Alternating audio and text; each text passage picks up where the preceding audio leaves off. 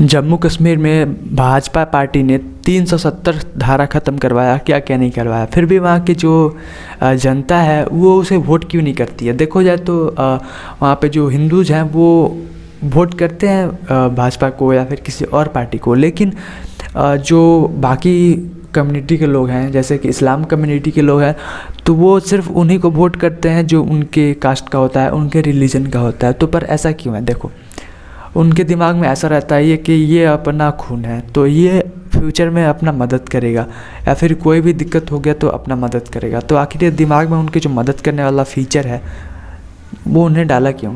आपको नहीं लगता कि इन सब के दिमाग को फैक्ट्री रिजेक्ट करने की ज़रूरत है? क्योंकि इनका दिमाग कहीं ना कहीं एक असल में कहा जाए तो अंधभक्ति जिसे कहते हैं तो उस तरीके का हो गया। जैसे इनके दिमाग में अगर फिजिक्स के कुछ रूल्स अगर पूछ दिए जाए, what is electromagnetic force, what is neurons, what is sperm cell, तो इन्हें कुछ पता नहीं होगा क्योंकि ये लोग गंवार तो हो सकते हैं, परंतु इतना गंवार होने के बाद भी ये किसी एक को क्यों सपोर्ट करते हैं, या फिर अपने लोगों को इनको ऐसा क्यों लगता है कि ये मेरे लोग हैं तो ये सही ही होंगे। ऐसा नहीं है, गलत भी तो हो सकता है। वो इसलिए क्योंकि पेरेंटिंग और हिस्ट्री, देखो अभी तक हम ये सोचते हैं ना कि अभी तक कलयुग शुरू हो रहा है, परंतु सच ये नहीं है।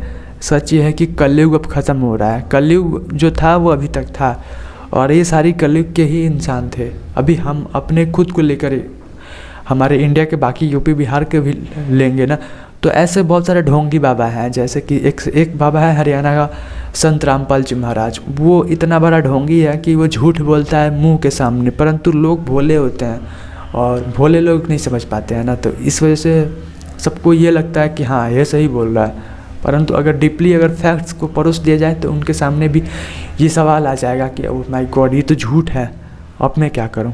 लेकिन लोगों का जो दिमाग है वो इतना ज़्यादा ब्रेन वॉश हो जाता है शुरुआत में ही, असल में उनकी पेरेंटिंग से ही, बचपन से ही हो जाता है, उनके माता पिता की वजह से ही। क्योंकि एक चेन चलती जाती है ना, जैसे एक चेन चलती जाती है, तूने अगर सच बता भी दिया गया, वो सच उनके सामने आंखों के सामने रख भी दिया गया फिर, और वो सच पे यकीन भी कर लेंगे, पर फिर भी वो मानेंगे नहीं। यानी अंदर अंदर उनको पता होगा कि ये सच है, फिर भी वो नहीं मानेंगे क्योंकि उनकी जो प्रोग्रामिंग है, उनका नर्वस सिस्टम है, उनका न्यूरॉन्स है, इस तरीके से डिजाइन हो चुका होता है कि वो चेंज होने के मूड में नहीं होता है। पर जो न्यूरॉन्स है उसको चेंज करने के लिए जो एज लिमिट है वो ईयर 20 तक है। यानी 20 साल तक अगर कोई बंदा है और उसके न्यूरॉन्स चेंज कर दिए गए, उसकी थिंकिंग चेंज कर दी गई और गलत रास्ते से सही रास्ते पर उसकी थिंकिंग ला दी गई, तो हो सकता है वो सही रास्ते पर आ जाएगा। परंतु जो लोग उस रास्ते पर चले जाते हैं, आप देखते हैं कि जो भी टेररिस्ट कंट्री होती है, मैं अपने पड़ोसी का एग्जांपल लूँगा पाकिस्तान का, यदि उनके दिमाग में बचपन से उनके माता पिता सोसाइटी के द्वारा भर दिया जाता है कि हाँ भारत तो बहुत एक दुश्मन देश है, भारत एक अच्छा देश नहीं है, हमारा दुश्मन है, तो जब 20 साल के होते हैं तो अपने इंटरव्यू में बोलते हैं हाँ भारत हमारा दुश्मन है, जबकि वो कुछ भी एक्सपीरियंस नहीं किए हैं आज तक, ना ही उन्होंने कुछ वार एक्सपीरियंस किया है। वो बच्चे जो 20 साल के भी अभी हो रहे हैं या फिर 16-17 साल के, उन्हें क्या पता, जबकि वो पर्सनल लाइफ में अच्छे हैं। वो भी कुत्ते को रोटी खिलाते हैं, अपने जो जानवर पालतू हैं उन्हें रोटी खिलाते हैं, गरीबों की वो लोग मदद करते हैं, परंतु कहीं ना कहीं वो पाकिस्तान में रहते हुए भारत से दुश्मनी करते हैं। उन कुछ लोगों की बात कर रहा हूँ, उन कुछ फैमिलीज़ की बात, पर उनके दिमाग में ये फिट हो चुका है कि हाँ भारत हमारा दुश्मन है, वहाँ के लोग अच्छे नहीं होते, हिंदू अच्छे नहीं होते, तो ये एक तरीके से माइंड में उनके फिट हो चुका है। परंतु देखा जाए तो वो लोग बुरे नहीं हैं, वो लोग अच्छे हैं, परंतु उनका जो माइंडसेट है, उनके अंदर का जो सिस्टम है, उनका नर्वस सिस्टम है, वो इस तरीके से डिज़ाइन कर दिया जाता है, इस तरीके से फिट कर दिया जाता है कि अब उन्हें ये लगेगा कि हाँ ये दूसरा आदमी अच्छा भले ही है लेकिन ये हमारा दुश्मन है, ठीक है।